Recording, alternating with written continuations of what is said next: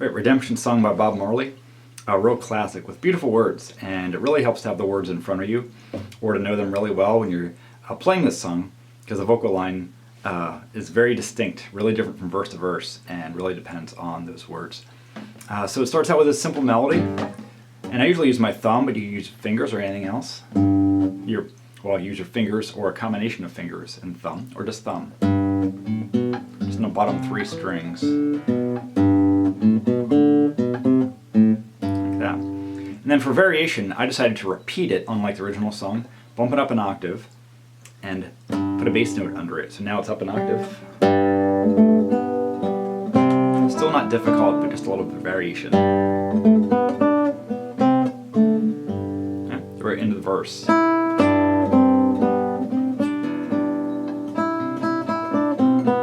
Again, following the original line very closely.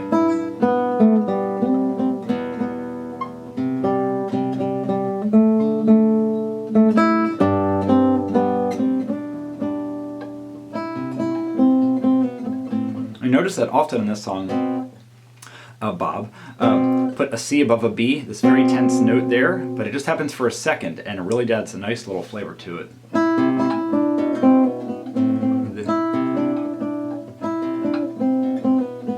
Just for a second. You just want to make sure you don't hang on to that too long, just do it for a second.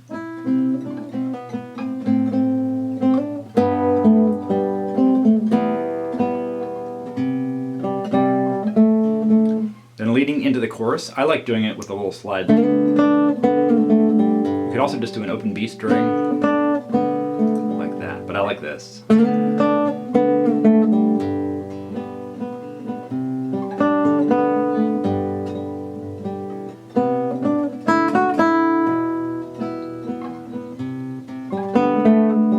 Repeats. A lot of open strings in the melody here, so make sure to hold those out as long as you can, but also cut them off when the next chord comes. Okay, second verse, still in this first octave, but the vocal line is very differently. It's, emancipate yourselves.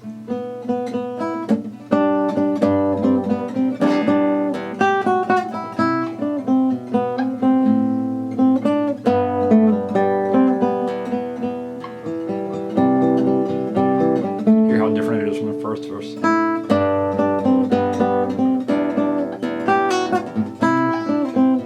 Again, make sure your open strings, your bass notes, and any other melody notes cut off, like here. You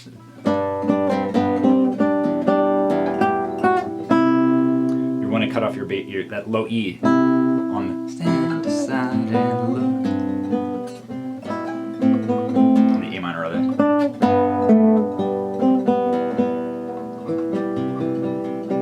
Again, there.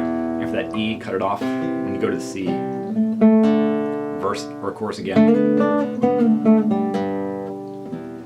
Exactly the same as the first one. Now, after that second chorus, it goes to this very cool little, it's kind of a solo, but it's really just an E minor going to C and D. And I mute a little bit. I kind of use my thumb to hit quarter notes. You can do whatever you want. You can strum it here.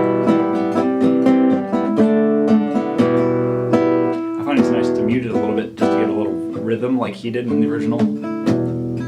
Whether you're strumming or using fingers 4 times. And then for variety, for the third verse, I bumped it up an octave.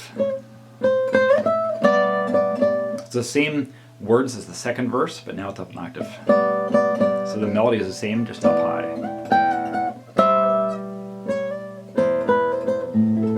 And here, I'm changing the chord. Usually it's the G to E minor, then C. Now I'm putting a G in the bass. Then normally it'd be a B. I'm putting an E in the bass. And it might sound kind of funny on its own, but just do it for a second and it works in fine. So again.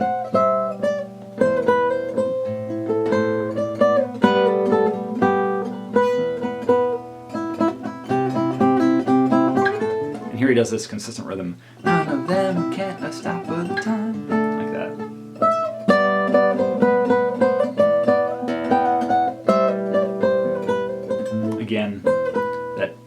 C over an E.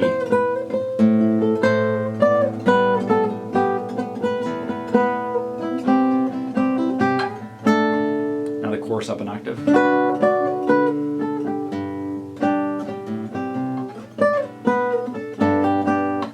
Then this chord here might be kind of a tough stretch. If so, you can do a G, just do a G before going on to the D. Just do a G. Or else with the bass note.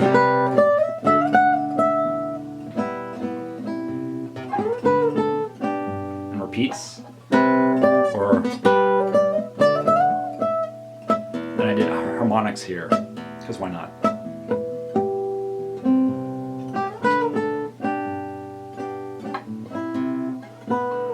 Then here it goes to an E minor, which is a really nice little change in the middle of the chorus. Now we're really in the outro, an extended chorus. These songs of freedom is over an E minor now.